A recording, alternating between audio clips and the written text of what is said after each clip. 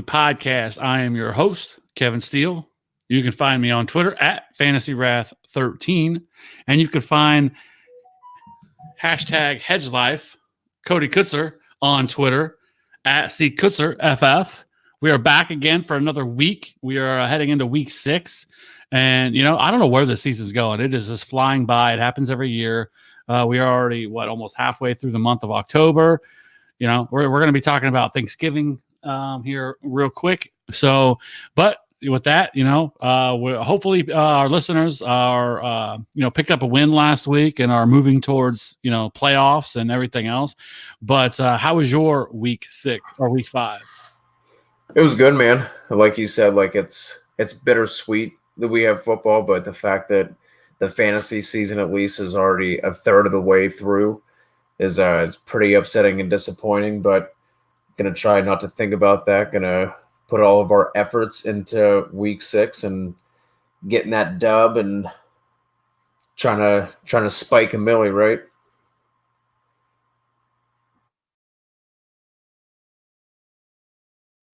Yeah, that's always the plan, right? I mean, that is always the plan, in the DFS world. Last week I just basically broke even, which is good. I think we're always happy with that. But as far as redraft, it was another solid week. You don't like to brag. No one wants to hear about it. Somebody else's fantasy team, but dropped another 200. So whatever. But as we know, week 5, was a historically high in terms of scoring. We had, it wasn't just, Christian McCaffrey. It was also Aaron Jones. It was Will Fuller. It was Sean Watson. I mean, Chris Godwin's 30 points was like, oh, it was okay. Whatever, like compared to the 50s and the 40s that were dropped. So it was a pretty crazy week. If you had some of them, you probably won. If you didn't, you probably got hammered. So, here we are. We're heading into week 6, and I think there's a lot to talk about this week. There's not a lot of crazy teams on bye or anything like that really affects people. The Bears, I think the Raiders, nobody that we're like that's killing us yet. Those weeks are coming, but I don't think we're quite there yet with that. But with this week, I think there's a lot of really good matchups this week, and I think there's a lot of ways to exploit it. So we do have a question in the chat we can get to. It is Dongs 1 2 3 4. Excellent name. Should I trade Marlon Mack? I think it would depend on what you were looking for. It depends on what your team looks like, and what you're really trying to do. I mean, if you're good at running back, I mean, I think definitely. But it depends on what you're looking for. So it's hard to say without knowing what the rest of your team looks like. If you're stacked at running back, definitely. I actually just made a trade this week. I don't know. I guess I want to ask everyone else what their thoughts on it, if I made the right move or not. I traded Sterling Shepard and DK Metcalf for Terry McLaurin and Larry Fitzgerald. So wait, one more time, you traded DK Metcalf and Sterling Shepard for Fitz and McLaurin? Yeah. Oh, dude. Man, if Shepard's out multiple weeks with, like, his concussion history is pretty scary. And he also missed time last year, I think, with that neck injury. So, I mean, just by virtue of that, I mean that, like, you're already ahead there. And if they can get anything going again with McLaurin in that passing game, I think you won that. And it seems like the only people that are going to be catching any passes in Arizona are going to be Fitz and Christian Kirk once he's healthy. So. Yeah, so I basically made the move. Like, I don't really need wide receivers. Like, well, let me put it this way: this is my keeper league that I'm in, and now I'm just loaded at running back with Saquon, who I've missed, but it really hasn't really hurt me at all that I haven't had Saquon Barkley, which is kind of crazy to say. But I have Nick Chubb, and I have Aaron Jones, and I have David Johnson. So like I said, it's a keeper team that I've like really hustled my way through to try to build this team up. But then my wide receivers are Chris Godwin, Stephon Diggs, Allen Robinson. Like, I don't really need that. Some of these players, we do have extra flexes that other teams don't. So basically, I did it through the bye weeks, and I made the trade more as a this year move because I felt like I like McLaurin, but I also like Larry Fitzgerald. I think he has a much higher floor right now. I think he's like wide receiver 15. So I don't think he's somebody that has like huge ceilings, but I feel like if I needed somebody in a pinch, that's why I made the move. So I feel like short term, it's a much better move for me, but long term, I could regret it. But I wouldn't be able to keep him anyways because my team's so stacked. So it didn't really matter. So that's why I made the move.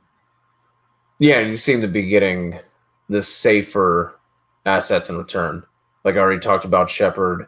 DK had that awesome week 1 where it made it seem like oh shit, is he actually going to be the one? And Lockett's going to be the 2, because I think Lockett had like 2 targets that week. He only had the 1 catch. Like luckily he went for, I think it was like 44 in the score.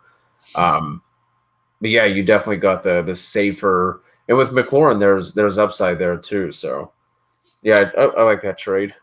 Yeah, I love me some F1. I think we finally settled the debate on his nickname. It is no longer Scary Terry. I think now it's F1, right? I think we've all come to agreement that we're there for about a week on fantasy Twitter. It was pretty rough. There was a lot of debates, but I think we finally decided on F1. So yeah, I like that a lot better than Scary Terry.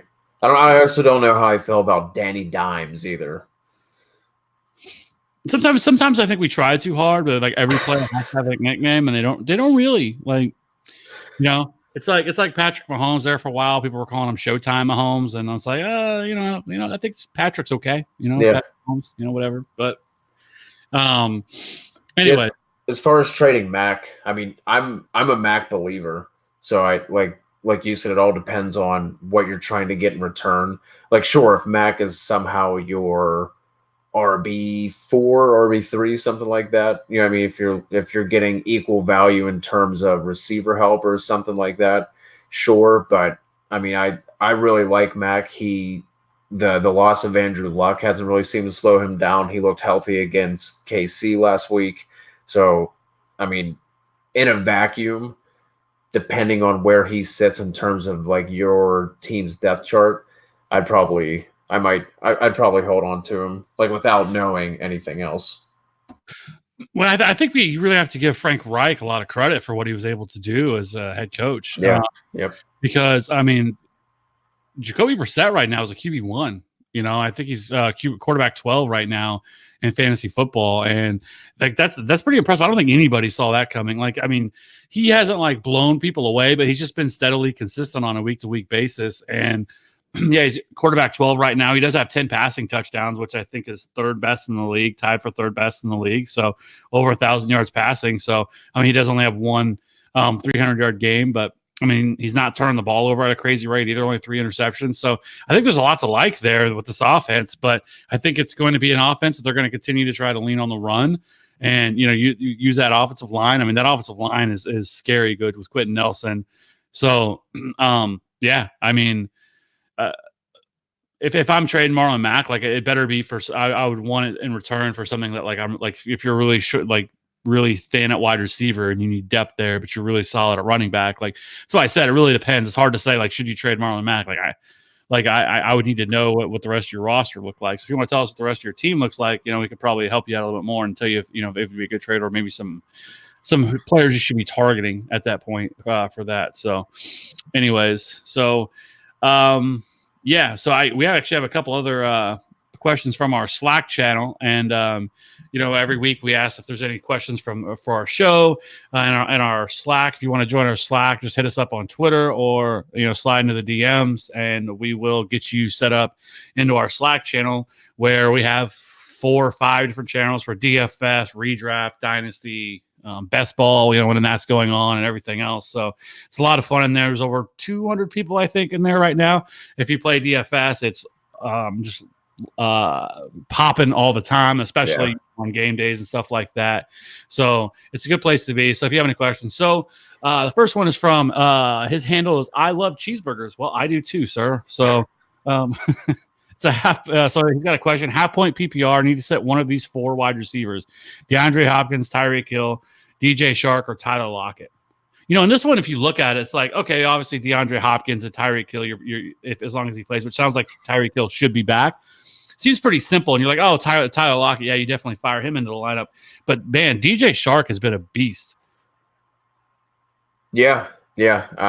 Going up against the Saints, if he draws Lattimore the majority of the time, like Lattimore started off the season as like, all right, doesn't matter, just fire him up. Like I think at one point this season he was giving up like the most receiving yards, but the past couple weeks he's just been shut down. So out of those guys, I'm probably gonna sit Chark, but little foreshadowing into what we're gonna be talking about here in our main segment.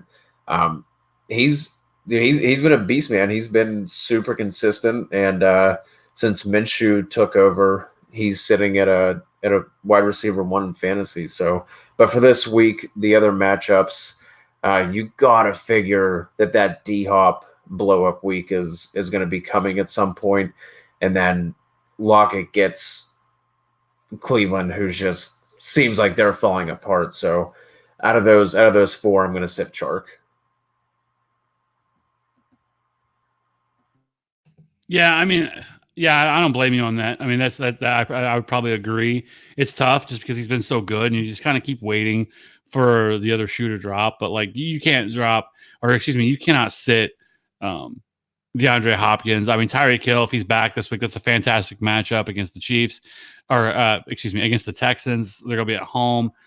There was a lot been made around here about about the Chiefs offense this week, only putting up 13 points, which is the lowest we've seen, you know, in Patrick Mahomes' career. They just left a lot of plays on the field, and I think things finally started catching up with them a little bit in terms of the personnel. You know, they lost Sammy Watkins early in the game, but Tyreek Hill really is the key to that engine, to that offense, or at least from the skill position wise. So I do think getting him back in that offense. So there's no way I can sit him even coming back. I mean, it's not like it's a leg injury or anything like that. It's his shoulder. So I don't think there's much to worry about with that. So yeah, I think it would be Chark, though. That would be tough just because how well he's played, and I know the Saints have not been great against stopping the deep ball either. So yeah, but I think that's where I would go. And I guess he has a follow up. Who would you trade of those for any running back? Only has Chubb or Carson. Which running back or which player of those would you use as trade bait? I was thinking about this one, and I think it's difficult because they're all sitting at like a lower value. I think like in a 30,000 foot view, like D Hop hasn't been D Hop. Tyreek Hill has been injured.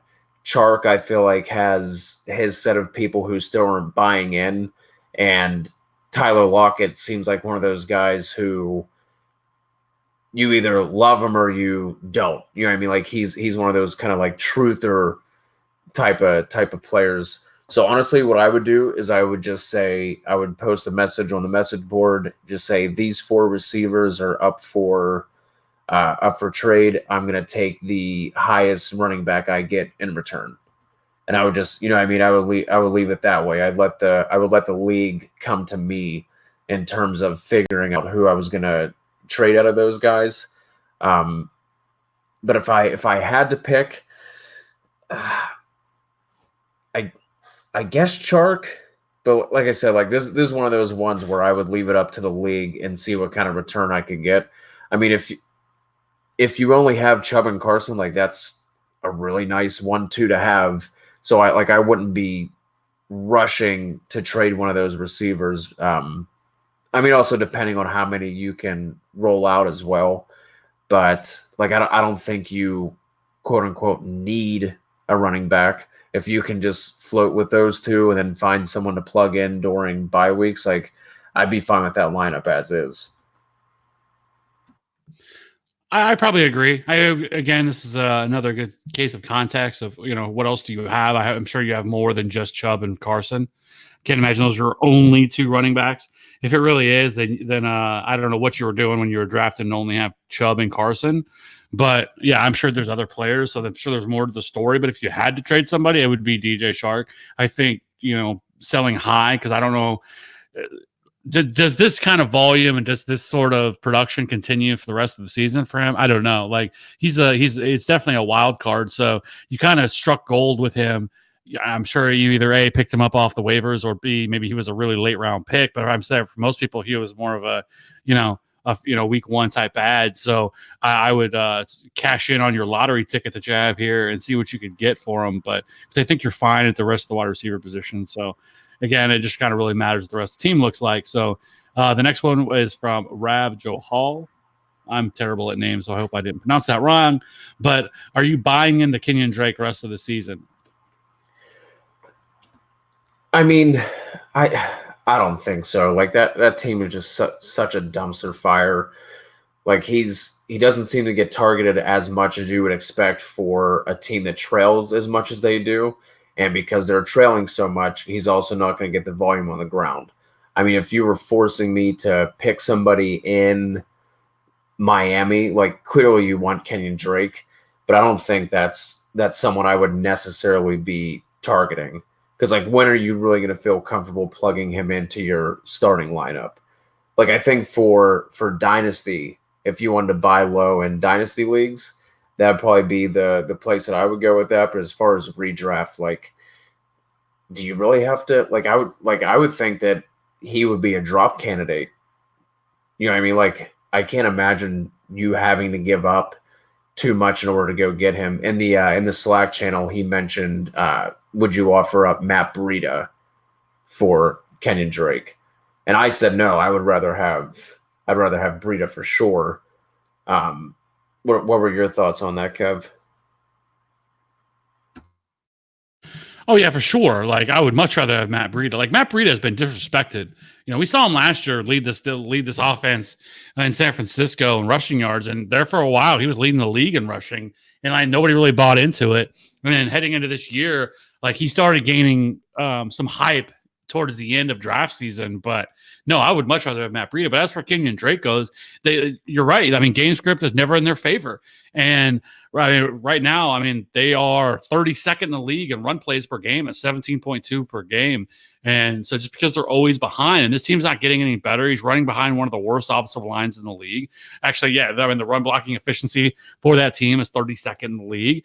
And the one thing you look at is, okay, it's not terrible because he has been targeted 20 times this year, and they have had their bye week. So his 18 or his 20 targets isn't terrible, and I think that's the only way he's going to really have any success or path to success is being utilized as a pass catcher. But it's still not great considering what he's played 4 games and he has 107 receiving yards. Like, that's okay, like I don't know. So for me, like, I'm not running out trying to buy Kenyon Drake, and maybe, I think at the most, like, I think he's just a hold and maybe just a bye week fill in right now. And there's still a possibility that he could get traded. We had those rumors floating around there for a while that they were looking to package him, and I wouldn't be surprised if a team really desperately needed a running back. Running back goes down over the next couple of weeks, and a team is desperate for a running back, that they don't go to Miami and try to get him out of there. So now that could improve his situation, but I wouldn't bank on that either. So for me, like, I think no, like, I think you hold them if you got them, and if you don't, you're definitely not looking to to run out and acquire them.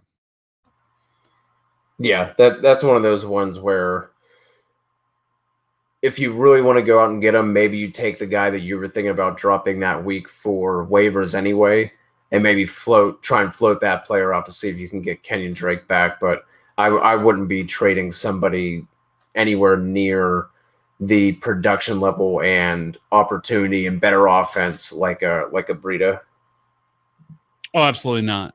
Unless the Breida owner wanted to trade you for Matt Breida, that'd be the only way that happens. But yeah, no. So no.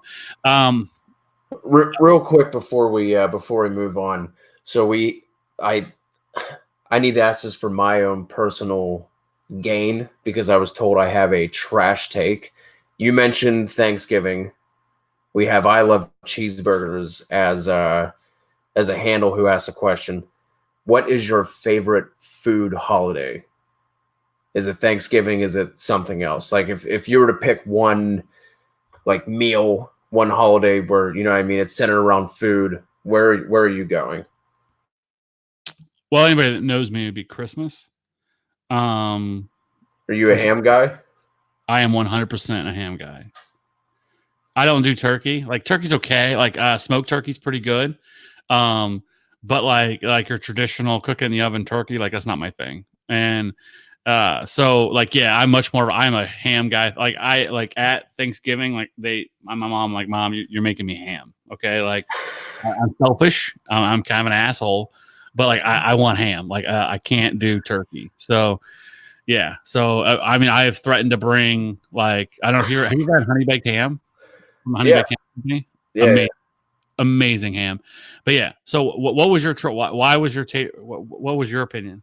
So mine was I would rather have 4th of July food over Thanksgiving food. And I got absolutely dragged in one of my like my Dynasty League like group chat. I was dragged all over for it. Yeah, I mean, I could somewhat see that because like Thanksgiving food is like your normal food, right? Like it's just like a barbecue, right? I don't think most people go like super above and beyond for 4th of July, like, but for typically for like Thanksgiving, like those are much like usually you're not eating turkey or ham or stuffing and all that other stuff that goes with it. Like so usually that's like just like that one day kind of meal where you bust the stuff out, maybe a couple other days of the year, maybe, but like for the most part, those meals are basically like for that day. Right. And so, I mean, I could, I feel like that your 4th of July is like basic, opinion. Cause like, Did you just call me basic? but I'm messing around. No, you're not a basic bitch, but, with your pumpkin spice lattes but anyway, no. Yeah, but I can see it. But I mean, if you're not a fan of all that food, it's not that I'm a fan, but dude, like, give me like the perfect burger. You know what I mean? Over like a really good piece, like a slab of turkey. You know what I mean? Just like I don't know, man. Like, and then like taking in like you're outside, couple beers. You know what I mean? Then you got all your like pasta, and potato salads, your fruit salads. Like, give me that spread over Thanksgiving. Well, first of all, okay, people that are listening or watching, let us know in the chat what did you think of his take, because to me, I don't know, like I think that like one, like that's really what you're excited about as a burger. Like most people could be like, I'm a KC guy, so like like we do barbecue here, so like whether it's brisket or ribs or pulled pork or all the burn ends or all the other things you could go with, and it's like just get a burger, like a good burger, like I don't know. So hey, each their own, I guess, because I guess I am just a basic bitch. I'm not fancy like you. I'm not out here with ribs and brisket. We have the 18-pack hot dogs, Walmart brand. It's how we do it out here in the sticks. with some yeah. So anyways, no, I don't know. I guess I'm more on your league mate side. So anyways, yeah, we can move on. Let's get back to football here. So some news and notes around the league for this week. We have Tyreek Hill. Sounds like he's gonna return. He's practicing again today. I would say it's almost a lock that he returns this week. So I know fantasy owners of Tyreek Hill are blessing. Especially now with looks like Sammy Watkins could be out, so they definitely need Tyreek Hill back, especially for this game against Houston. Saquon Barkley has been ruled out for Thursday, which was a smart move. Now they can let him, sit now for all this time and give him some extra rest. And I think he's definitely. I think you would factor him in to be ready to go roll week 7. And then Zay Jones was traded this week to the Raiders. Do you think is there any excitement here for Zay Jones? Somebody you'd want to run out and pick up? Yeah, I would definitely pick him up if there's someone that's worthy of dropping for him. Like he's gonna get targets there.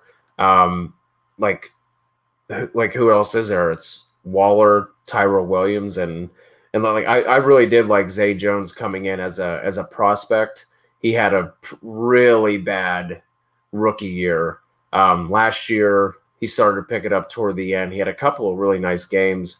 And then this year it's just been the John Brown show there. So I think that's good for his value if you had him. I know I picked him up on waivers in one of my redraft leagues. So, I mean, I think he just needs opportunity. And he clearly jumps into, wide receiver 2 spot at best there. or worse rather. Yeah. So, I mean, with him, I feel like that it's more of I think it's an upgrade in situation, even though I think that Josh Allen's probably a better quarterback maybe than Derek Carr is. But I just feel like that this offense as a whole is a little bit more. And I think there's going to be better game scripts for this because I think Buffalo's defense is so good that they don't really need to open the offense up all that much. So where I don't think it's really the same for the Raiders. And I think that hopefully they play him from the slot because I think that's his natural position, and I think that that would be the best at. And I know that's what he did a lot in college. So I think if they can utilize him the correct way, I think I think this could at least be something where maybe I'm not saying I think he's going to be like a wide receiver 2 or something crazy, but I think that he can have some weeks that's usable. Maybe once we get into these heavy bye weeks that we have coming up, where some of the real studs are going to be gone, that maybe you could plug him in as like a flex option on certain weeks, depending on matchup. So yeah, I think he's worth a flyer depending on, what your bench looks like and everything else. So I don't hate that. And then moving on from there, we have Sammy Watkins, Christian McCaffrey, David Johnson, Julio Jones, Todd Gurley. None of them practiced today. So that's certainly something to be monitoring. David Johnson, I know he has the back issue, but I think all of these, I would be surprised if either of these didn't play, except for probably Sammy Watkins. I could see him getting sit. So other than that, I think that's about all the news we have for this so far this week. So let's just jump right into it, to our main course, if you will, our ham and turkey of this this podcast. Certainly not a cheeseburger.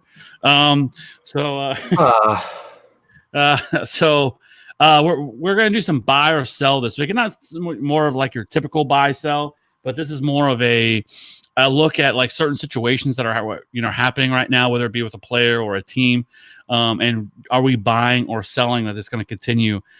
So let's start first with we've kind of mentioned one of these, but Gardner Minshew or Jacoby Brissett. Are they going to finish the season as a QB1 rest of season? Because right now, both of them are inside your top 12. And I would be willing to bet that start of the season, nobody would have guessed this after 5 weeks of the season.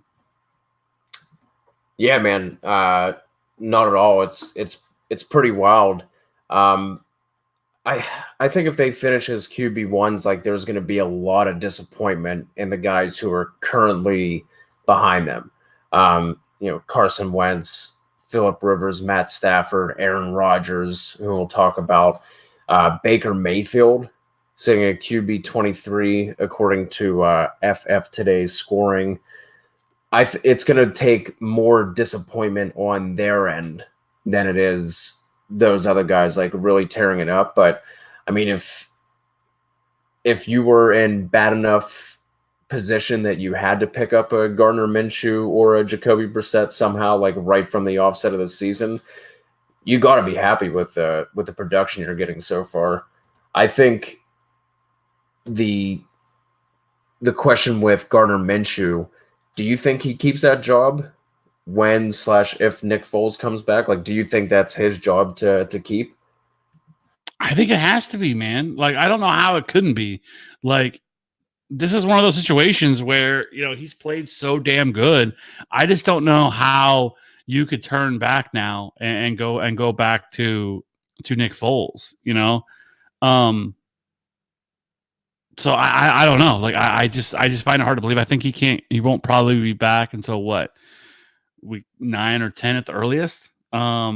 So if things are still rolling like this, I think you stick with Gardner Minshew, and maybe you look to trade Nick Foles, even if it's not until the offseason or something like that. I know there's probably way too much hype for 5 weeks, and we could see him kind of regress because, I mean, right now his efficiency is up there. Right now, on the season, I mean, he's number 6 in the league in adjusted yards per attempt. His deep ball percentage is top 12 in the league. I mean, everything is kind of right there. His true passer rating is 12th in the league. Anytime he's been pressured, I mean, he's done a great job. He is 10th in the league in fantasy points per dropback. So, and he's averaging 17.9 fantasy points per game. So, I mean, there's really a lot to like. And he's done it against some pretty decent defenses as well. It's not like he's been out here running up against the Redskins and the Dolphins every week, So, I mean, did it last week against the Panthers. And so, we keep getting tested. I mean, he keeps getting tested and he keeps passing. So, as of right now, like, I don't know how you can pass on him. And I think he's somebody that he's turned into a really reliable fantasy option right now. at least for the time being. So I think you ride this wave. Yeah. He only has one pick on the year, and he is actually fifth among quarterbacks in rushing yards too. He he actually has more rushing yards right now than Deshaun Watson and Russell Wilson, which is kind of wild. So you're getting those probably like 3-4 points a week from his rushing totals. So I mean, Minshew mania is for real. That it is. It's he is quite the character. But I'm kind of rooting for the guy. He's kind of an out of the nowhere story. 6th round draft pick, and who knows? Maybe he's the next Tom Brady. I don't know, but we've seen it before. Maybe we'll see it again. But regardless, right now, I just don't see how they move away from him. And if you own him, I think he's a realistic week to week option right now. So. What about Jacoby Brissett? Do you think? I think he's definitely the much more likely player to regress some here. I think some of his luck is going to run out a little bit. Not that I think Jacoby Brissett's a terrible quarterback, but I just don't think he's as good as what we've seen. And so, yeah, I mean, I think he would be the one that I would say I would sell Jacoby Brissett on being a QB1 rest of the season. Yeah, out of the two, he'd be my sell as well, just based on it doesn't really seem like they want to open that offense up for him too much. Like they want to keep that more of a, kind of a game manager style of play with him. Not that he can't do it, but in Reich we trust, and that seems what he's been wanting to do with him thus far. So out of the two, yeah, I'll buy Minshew and I'll sell Brissett.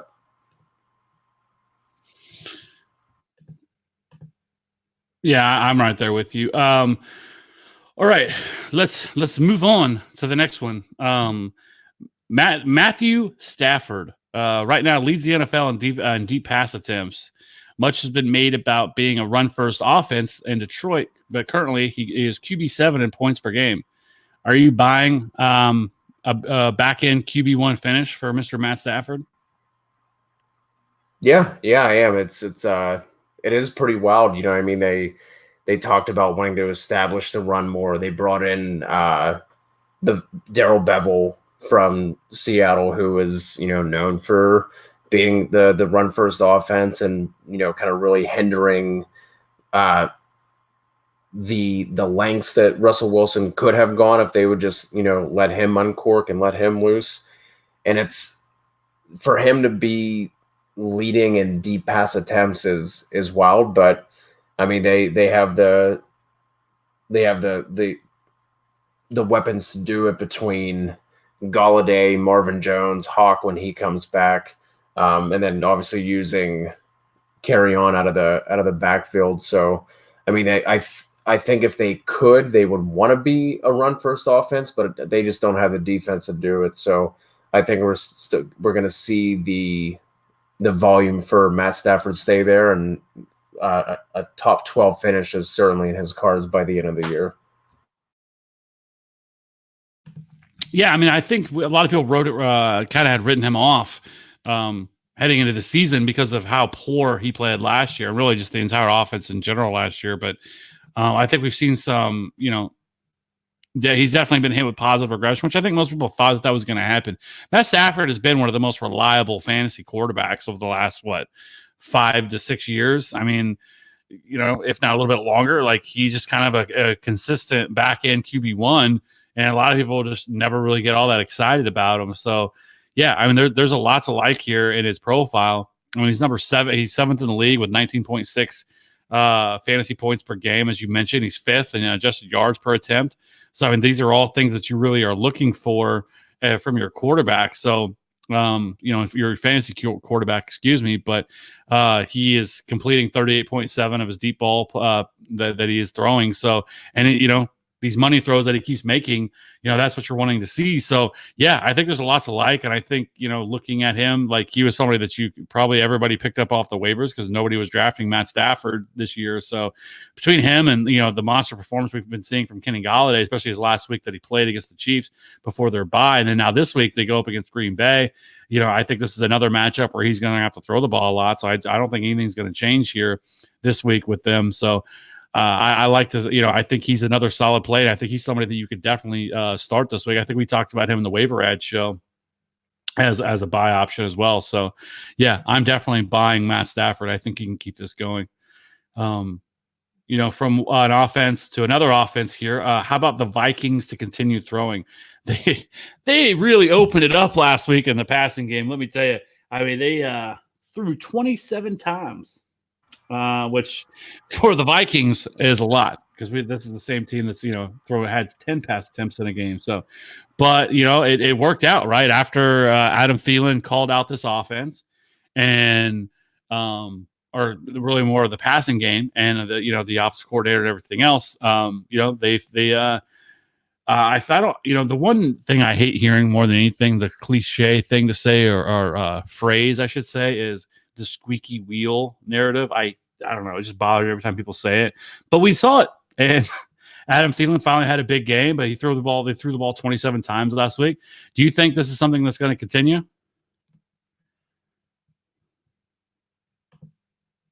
I wish I could say yes, because Thielen and Diggs need to be targeted, but I just can't see it. Like you said, it's not like it was, some crazy 40 attempt game, but the fact that they came out and you could clearly tell the game plan was to get that passing offense rolling. And you would really think that it would too, because Dalvin Cook still got his. Dalvin Cook had a great game, so it's not like the passing game exploded at the expense of not running the ball. But I'm surprised Mike Zimmer didn't have a heart attack on the sideline there with all the play action rollouts that were occurring.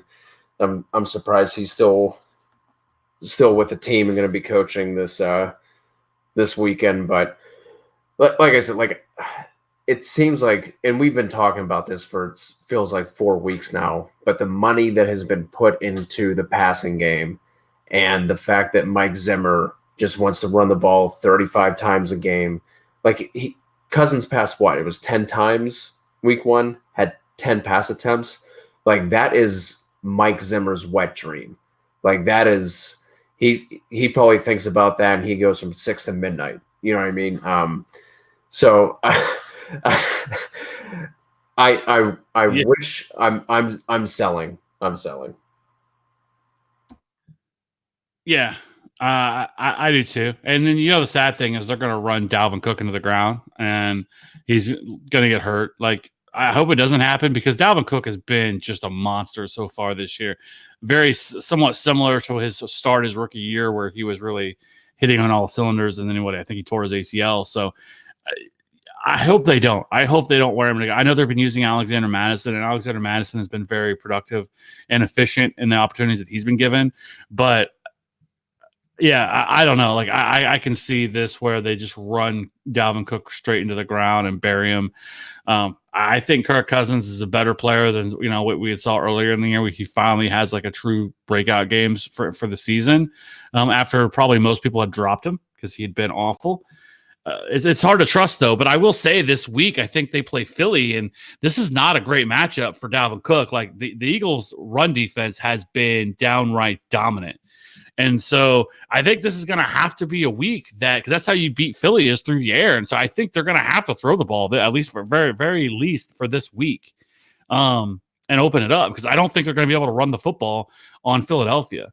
I mean, obviously you can still utilize Dalvin Cook as out of the backfield as a pass catcher and stuff like that. And I think that's definitely what they're going to do. But if they're planning on just running the ball 25 times this game, I mean, I just don't think it's going to be there for them. So for me, I just don't think you can do that. And I think this is another good matchup. So at least for another week, I think we could continue to see, the high flying attack of the passing attack here in Minnesota. Yeah, and I mean they also have some nice matchups coming up too. Week 8 they get Washington. Week 9 is at Kansas City. So if you have Cousins, maybe you ride him for the next couple of weeks as your streaming option, and then maybe you can sell him off after that. Yeah, I'm right there. Yeah. So. Okay, so I think that's it on the quarterback. Let's move on to the running backs, and let's start with the man we've already sort of hit on a little bit. How about Aaron Jones? Right now, he's a top 5 running back, largely due. He is currently RB4 in PPR formats, but he's the only running back right now in the top 12 that has less than 300 yards rushing or 200 yards receiving. So, I mean, his numbers are kind of based solely on the fact that he has 8 rushing touchdowns on the season. And, he had that monster game last week against the Cowboys where he rushed for 4 of those touchdowns. So, I mean, the other numbers right now aren't like due to the fact that, where his rushing total is compared to where his touchdowns are. Like, I think you can probably figure that he's in for some negative, some regression here in terms of touchdowns. And because I just think where he stands, is he somebody that are you buying? Are you selling him as a strong top 5 running back rest of the way, or even like a top 10 option? I would buy him as a top 10 option, but I'm selling as a top 5. Like you said, he has 8 rushing touchdowns. It's 2 more than McCaffrey has right now. And we saw before Jamal Williams had that nasty concussion, LaFleur was talking about wanting to have more of a 50-50 split between the two, wanting to get Williams more involved, and he actually did that. That was an instance where coach speak came to life, and that actually happened. And then we even saw who was it, Carson last week, right? He was involved. Now, obviously, he didn't get the 50-50 split because Aaron Jones was just doing whatever he wanted to that Dallas defense, but top 5, I don't think so. I think once Williams comes back, he's going to go right back to that 50-50 split. I'm another sell here, just coach and team level wise. LaFleur in that offense, I'm selling him as this offensive guru. Now, obviously, they're winning games, so there's not much reason or pressure for him to change what he's doing. But that's just another one I would throw out there. But yeah, as a top 5, I would sell. Top 10, I would buy that. Yeah, because that's the one positive thing right now is they are running the ball at a pretty high clip. I don't know how if it continues, especially if they were to lose a couple of games, because I think right now everything's kind of working. They're 4-1 on the season. So I mean, as far as Aaron Jones is concerned, like he's just been, he's been great inside the red zone. It seems like every opportunity he gets, he scores, which is pretty frustrating considering the fact that you think about the week before, whenever they decided to throw the ball 4 straight times, from the 1 instead of giving Aaron Jones even just 1 opportunity. So, right now, he's getting lots of opportunity. He ranks 17th in the league in opportunity share. He's getting 66.4%.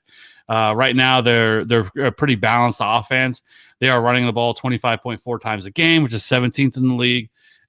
He's top 10 in carries. He's top 12 in targets. So there's a lot to like there. He's 4 in fantasy points per game. So I just think that for top 5 is probably a little high, but I think with just this offense being tethered to Aaron Rodgers really goes a long way. And knowing the fact that, even if a drive tries out and they can't run the ball very well that game, at the very least, I think he's going to get red zone opportunities and, has an opportunity every single time, they're down there to score a touchdown. So right now, I think I'd be buying Aaron Jones. I think top 5 probably a little too rich, but I think top 6, top 7, I think is definitely in the range of outcomes for him. Yeah, for sure. If they're going to continue to run the ball like this, and if that defense stays healthy and they can continue performing the way they are, you would figure that game script's going to be in his favor. So, yeah.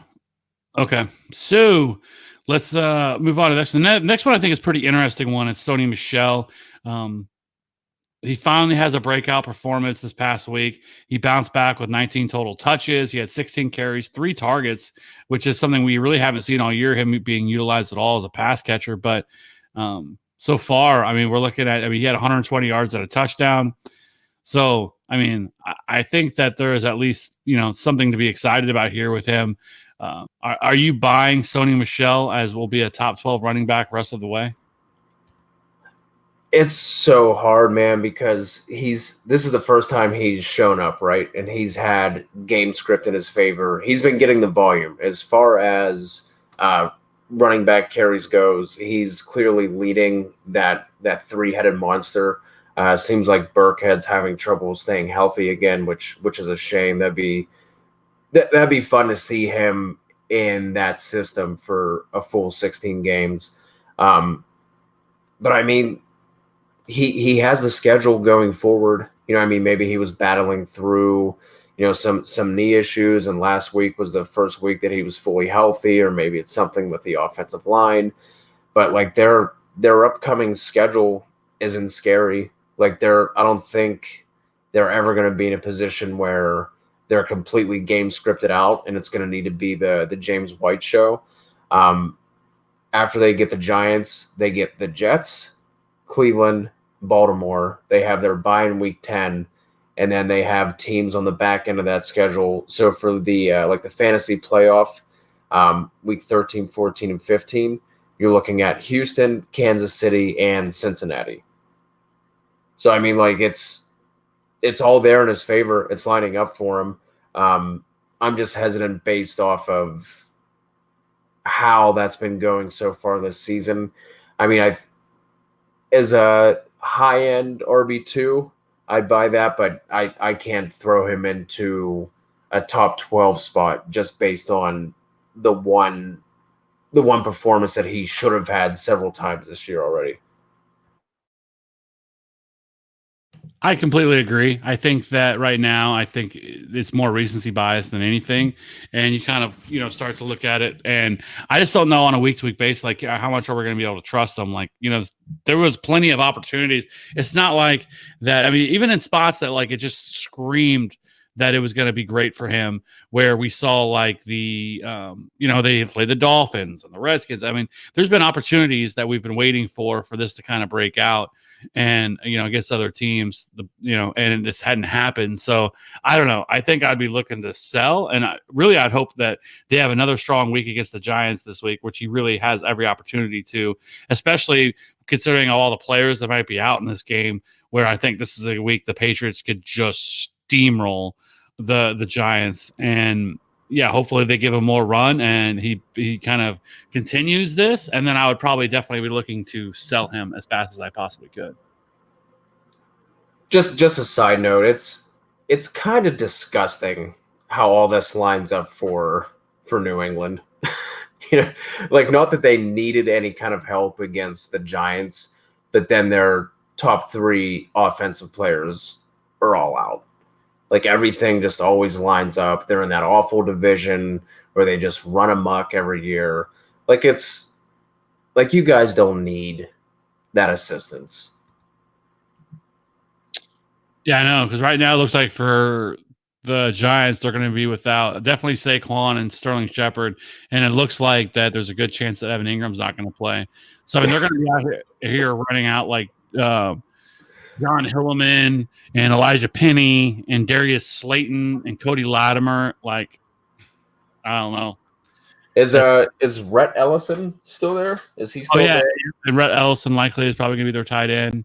So, yeah. I mean, this is unfair.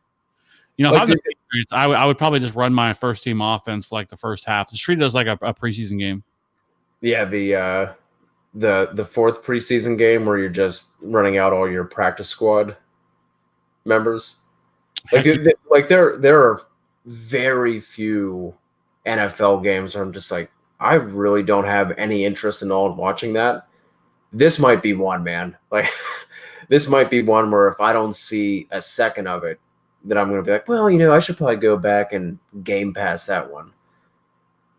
Like this is just a gross. Like these Thursday games are normally bad to begin with, and now you add all this in. Like this is just going to be a gross game.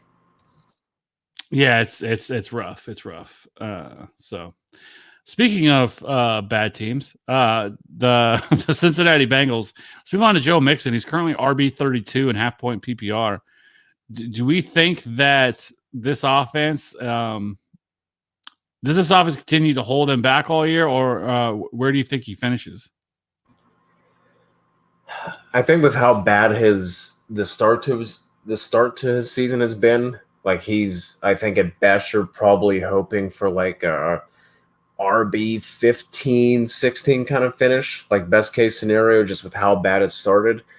And he was somebody I was buying into heavily at the beginning of the year because this offense was putrid last year, and he ended up finishing as, I think it was like RB11, RB12 or something like that on the year. It's just somehow gotten worse. And like, I don't understand why, but then you had Dalton starting off the year with 300, 400 some passing yards against the Seahawks, and Zach Taylor coming in, and it all looked like it was lining up for him, but he can't, like, behind this offensive line that is, like I said, somehow worse than last year.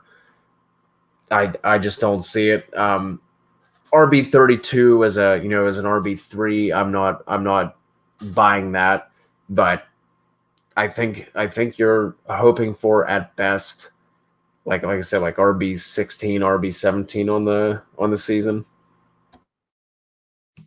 Yeah, it's been rough for him so far. This last week is actually probably, I think, is one of his best performances of the season, where he had over 90 yards rushing, but he hasn't found the end zone. This offense has, last week this was his best opportunity against the Cardinals. The Cardinals are not very good, and they're at home, and they were actually favored, and the Bengals will bangle, and they ended up, they ended up needing to come back at the end, and he just was kind of game scripted out of it a little bit. I do think that once AJ Green comes back, hopefully sometime, but I feel like what they're doing with him is how much is this that they're just to get him healthy to try to trade him? Because obviously the Bengals aren't going anywhere, and this is a perfect opportunity to kind of stack some draft capital a little bit. And there's been some rumblings that he could be available, and that really, it sounds like this entire team is available.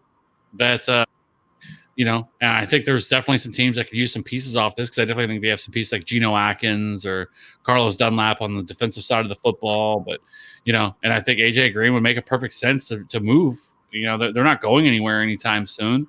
So yeah, unless they hold on to him, and I think when AJ Green does come back, then yeah, maybe he has some more better weeks. But right now, I think it's just too tough to trust him.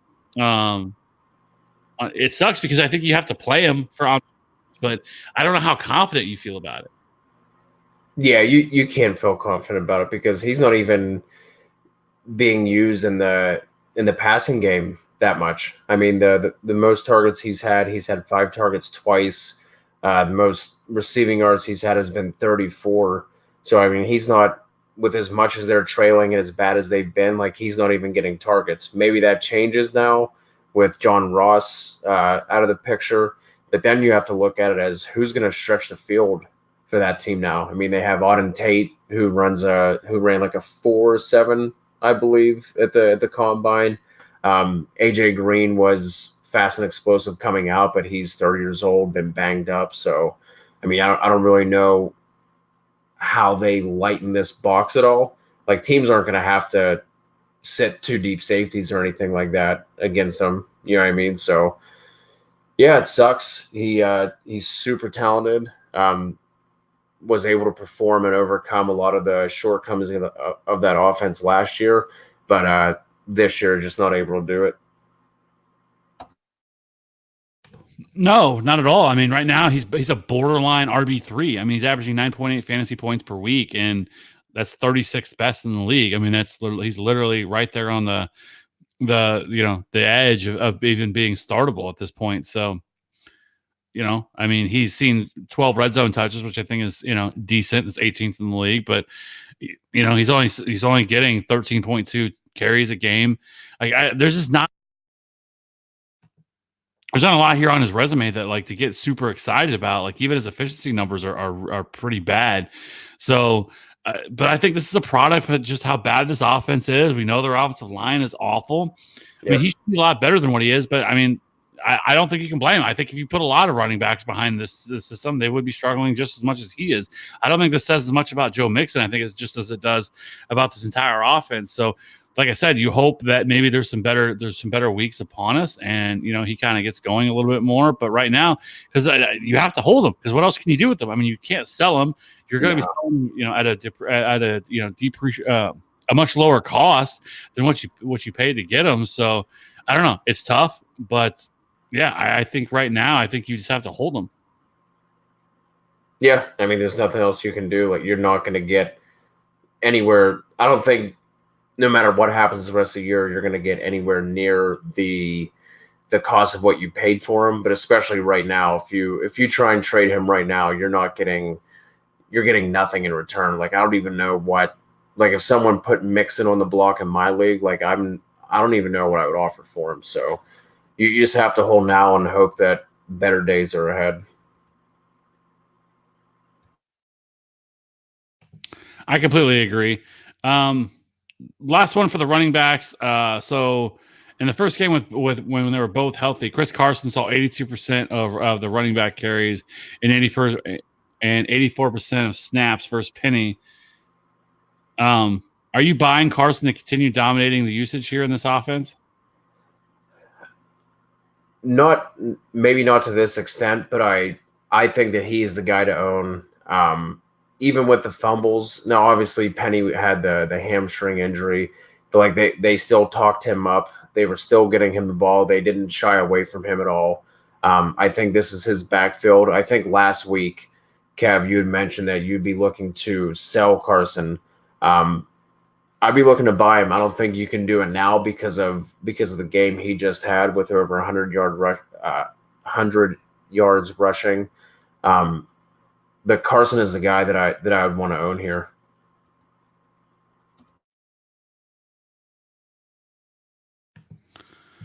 Yeah, I mean, he seems to have gotten over his fumbling issue that he had heading into the year, or at the start of the season, I should say. And everything does look pretty good.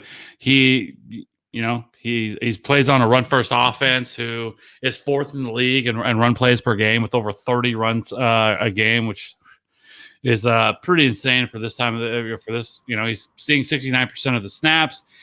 His 17 targets is 23rd in the league. So there's a lot to like here. I mean, right now he's 18th in the league in fantasy points per game at 15.1. So there's certainly some things to like here. I do think once Rashad Penny maybe gets a little bit more healthy, that how much does this impact them, and including game script. But they've had some pretty cupcake matchups the last couple of weeks too, where they really haven't been pushed as much. But I mean, I guess they are coming off the game against the Rams, so I guess that was a little bit better of a matchup. But overall, I think that I mean, if it would all depend for me, like what you could get out of them.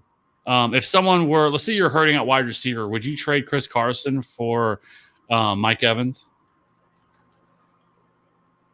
Yeah, I would take Evans there, but I'm also that's my boy. I love Mike Evans, but yeah, if I'm hurting there and I'm okay at running back, I would smash that every time.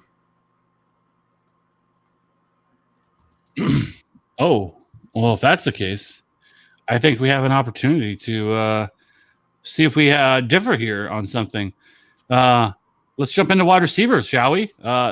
There is certainly right now, like I spent the entire offseason, I felt like just hammering and praising one and only Chris Godwin. And he has done nothing but make me look like a very smart man. And he has just dominated this year. He is currently the wide receiver, not a wide receiver one, the wide receiver one right now. Yep. And where you have Mike Evans as wide receiver two. Are you buying Chris Godwin as Tampa Bay's wide receiver one moving forward? And to spice it up a little more, do you think he can finish as a top 5 wide receiver on the season? I think a top 5 finish is definitely in his cards with how everything has been going. Oh my dude, it's so hard for me. It's so hard for me to say that Godwin is Tampa Bay's wide receiver one because Evans is my boy, but just based on usage and production and everything else, like it's so hard to say otherwise. You know what I mean? Like it's wild. But Godwin, outside of that 1 week, I think he had a clunker when Evans went off, but he's getting the targets. He's definitely more consistent. He's going to have the better matchups just by where he's lining up on the field as well. So it's wild, man. But I can't. Yeah, yeah, yeah. He's a wide receiver one. Oh, that hurts. Oh, it feels so good for me. It feels so because I said this that Chris Godwin is the most complete wide receiver in Tampa Bay. Yes, yeah. That And I would have never argued. and this isn't surprising. This should not be surprising to anybody. Now, I will say this: that Chris Godwin was hyped by a lot of people, and a lot. Then all of a sudden, you started having all the other people that have to go against something because there's people that believe something or have you. So then you had the other group that came in all of a sudden and was telling everybody they were going to be sadly mistaken about Chris Godwin, and there's no way that Chris Godwin was going to be able to do this. But yeah, I mean, right now, I mean, everything points to Chris Godwin. Right? I mean, that this isn't even a fluke. Right now, he's 11th in targets in the league. His 24 points per game is number 1 in the league. He is he's had 5 red zone receptions, which is 4th best. I mean, every metric. I mean, he's dominating. His yards per target is 12.2, which is exactly what you want to see, which is 7th. His yards per pass route is 5th. So, I mean, I don't know what else you really want from this dude. And like you said, out of all the weeks, I mean, he's had one really kind of down week, I guess, if that's what you want to call it. But other than that, like the dude has been great so far this year.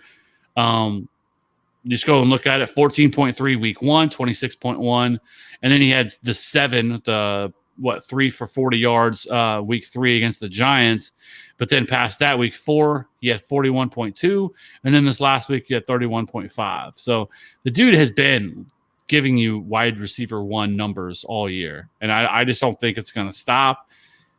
So for me, I love Chris Godwin, and I'm definitely buying. Yeah, I mean, the only thing that Evans leads right now in his air yards, and Evans is actually first in the league in air yards, but Godwin is 7th. So like there's not that much disparity between the two. But I mean, that's kind of what Mike Evans has been, right? He's kind of been an inefficient, like low catch percentage. You're not getting much yak out of him. There just hasn't been somebody like, a complete receiver like Chris Godwin next to him. And now we're seeing Godwin getting like the much more efficient targets as well.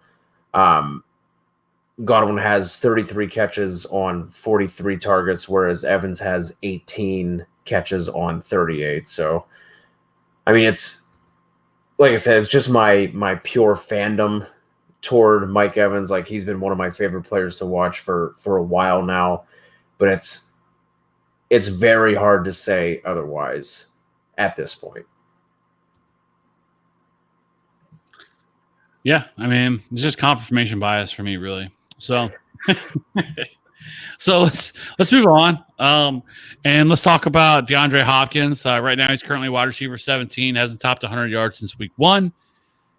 Does he continue to be a wide receiver 2 for the rest of the year? Like, or are people overreacting a little bit to DeAndre Hopkins? I mean, that offense is kind of just outside of last week where it was just the Will Fuller show. I mean, that offense is kind of like sputtered all year. But like, if you're looking at like the intent stats, right, in terms of air yards, target share, and all that, like D-Hop is still up there. Excuse me. Like we were talking about earlier, you gotta figure that blow up week for D-Hop is coming at some point, and he's too good to stay at that point. Like there's guys ahead of him right now that I think he could easily pass up. Allen Robinson sitting at wide receiver 15.5 PPR scoring right now. Sammy Watkins is obviously going to take a plunge with his injury and everything like that. So I think, and there's someone we're gonna touch on that I'm not buying into as a wide receiver 1. So maybe he doesn't have the top 2-3 finish that I think a lot of us were expecting going into the year, but I think he makes it up to wide receiver 1 status by the end of the year. Yeah, I mean, like I said, like you kind of mentioned, but his 20, I mean, he's still seeing 28% of the targets, on that offense. I mean, sorry, like he's still getting elite usage. He just hasn't put it all together. The touchdowns haven't been there. He's only got 2 touchdowns on the year. That's gonna change.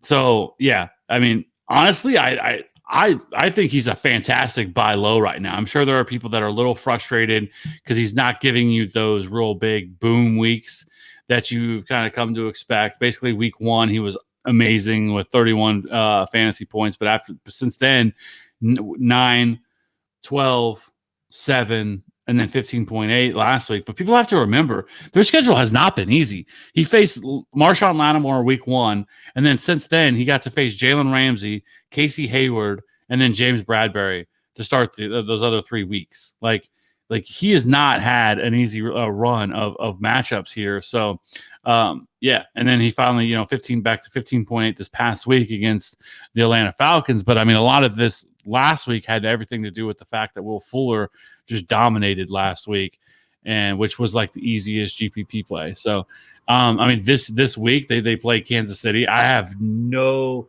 idea how the Chiefs are going to stop DeAndre Hopkins. Like, if there's a boom week coming, this is it. Because the Chiefs the Chiefs defense now, especially if you look at the Chiefs defense, they are not going to have Chris Jones, which is a huge issue because he's been the only player that's really been able to get constant pressure between him and like Alex Okafor, because Frank Clark has been just a disaster. Their linebacking core has been disgusting. Their secondary has not been that great. So there's a lot, and it's going to happen that we're going to see Carlos Hyde just run all over this Chiefs defense. People are going to be like, "See, we shouldn't have traded him, or we shouldn't have got rid of Carlos Hyde. Such a terrible trade." Yeah, I'm still completely fine with it. But regardless, yes, I would be buying DeAndre Hopkins everywhere that I possibly could.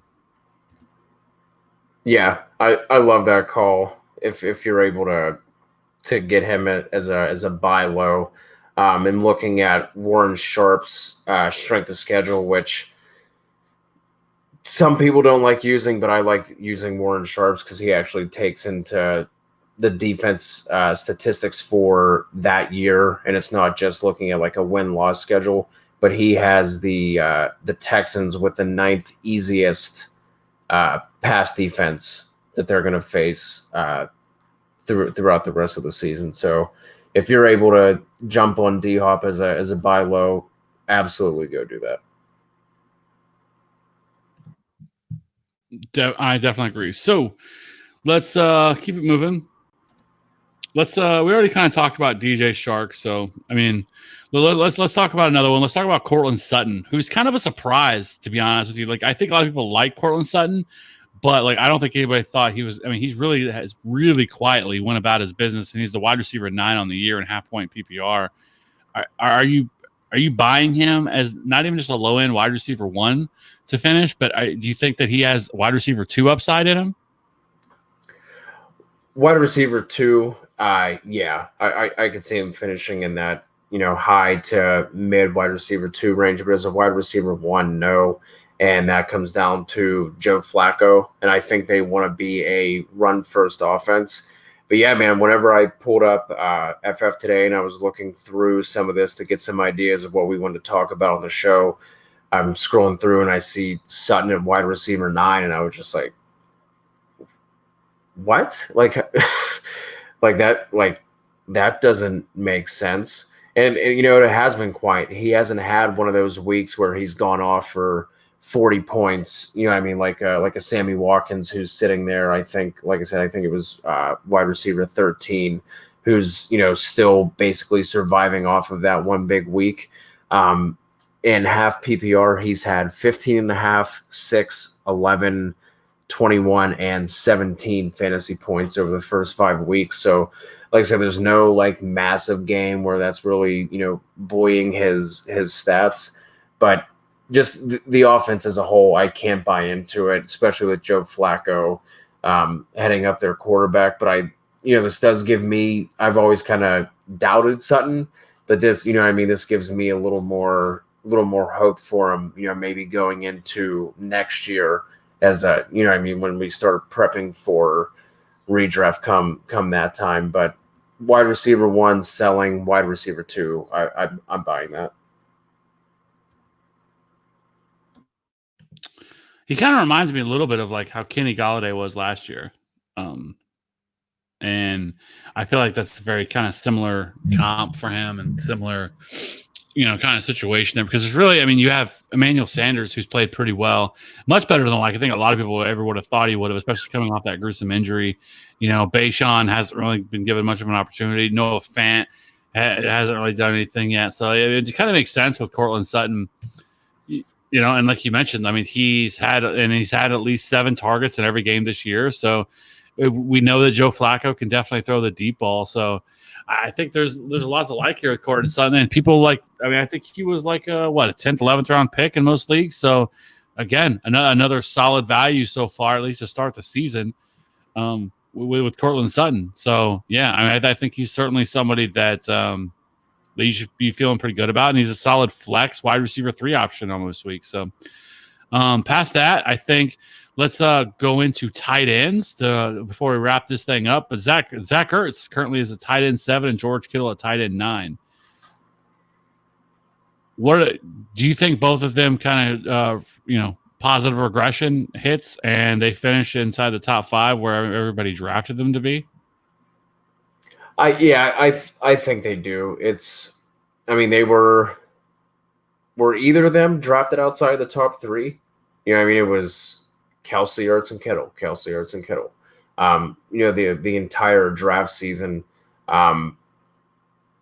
Zach Ertz, I think we thought he would take a step back just because of he saw a massive amount of targets. Like, what was it? Something like 40 or 50 more than he had seen at any other point in his career. So I think we thought regression was going to hit him a little bit, but probably not to this extent. But there's guys up there, like Darren Waller. He's kind of starting to cool down a little bit.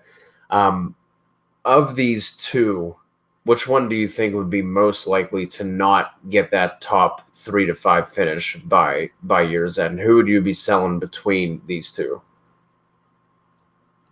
I think it's Zach Ertz. I think that once they get Deshaun Jackson back here anytime, that it's such a crowded receiving core and fighting for targets. I just don't know how much you can trust Zach Ertz. Now, the thing is about it is that as a tight end, you don't need like crazy production right to really pay off, right?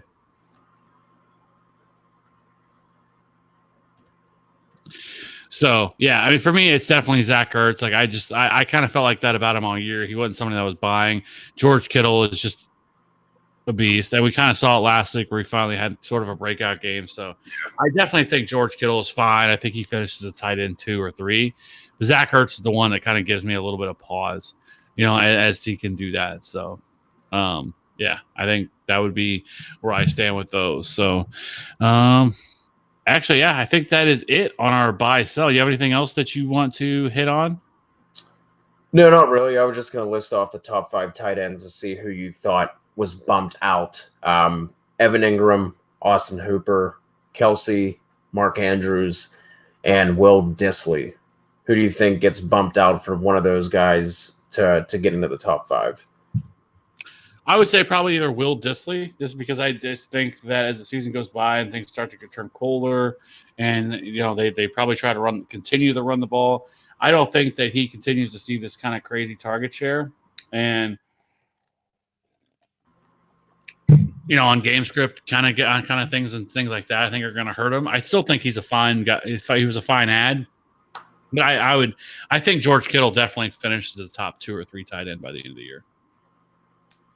Yeah, it makes sense. I think Dissly's easily the odd man out of that group. And speaking of the top 5 tight ends, especially heading this year, OJ Howard. That dude has just been non-existent. We need to slap his picture on a milk can or milk carton because he is missing in that game, which is amazing because I don't know if you saw that from last night's game for the Tampa Bay Rays. He was at that game, and he actually caught barehanded a foul ball into the right field's fence. So and caught it one-handed, and everyone, of course, that was the joke on Twitter all day today was about his, now he gets a target. So, anyways. Yeah, I think that's pretty much all we have for these ones. Again, I think this was another solid show. I think we got to, talk about a lot of different situations here. And again, I think, we were going to try to get a guest on tonight. We had Lauren Carpenter from the Fantasy Footballers lined up, but ended up having some scheduling issues at the end. So we'll definitely try to get her back on next week. Or not next week, excuse me, and next month, I meant to say. She's great. If you've never heard her, go check her out on Twitter. She puts out a fantastic work, and she just brings straight heat every time she's on the pod. Yeah, man, she was a lot of fun the last time we had her on, so I'm looking forward to whenever we finally do get to link up with her again.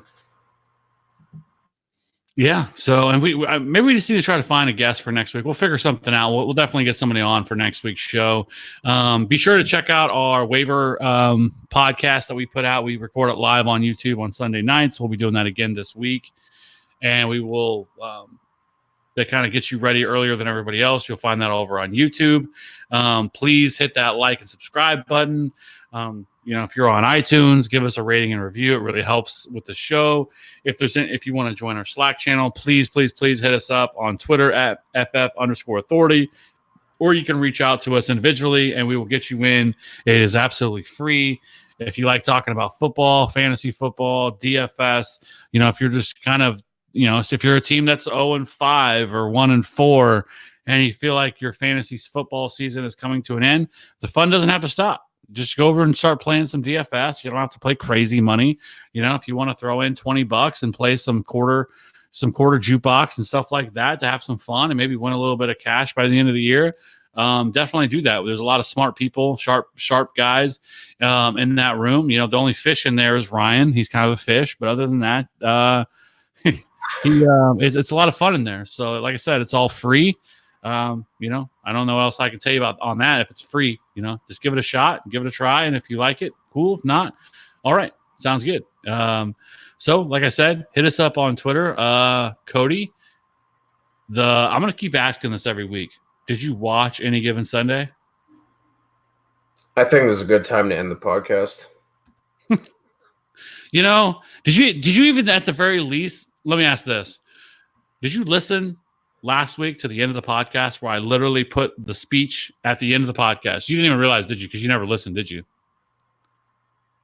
Like I said, I think this is a good time to end the podcast. That's amazing. Doesn't even check out his own show. Okay. Hey, he's big timing me now. No, I hate the sound of my voice. I can't listen. Dude, I've tried. I can't get through it. Just go to the end, right? The very end, and then just listen to the last 3 minutes of the podcast with, Al Pacino's amazing speech at the end of Any Given Sunday. That's all you got to do. And then you got it. Or you can just go to YouTube and type in Any Given Sunday speech and just watch it, just so you knew what I was talking about. But hey, too much for you. Yeah, we'll see if it happens. I wouldn't bet on it. No. So, as my phone is going off. Anyways, that's the cue. Yeah, let's wrap this one up. So again, for Kevin Steele and for Cody Kutzer, check us out on Twitter and hit us up on YouTube and hit that subscribe button again. I really appreciate it. And we will see you again on Sunday night. Peace.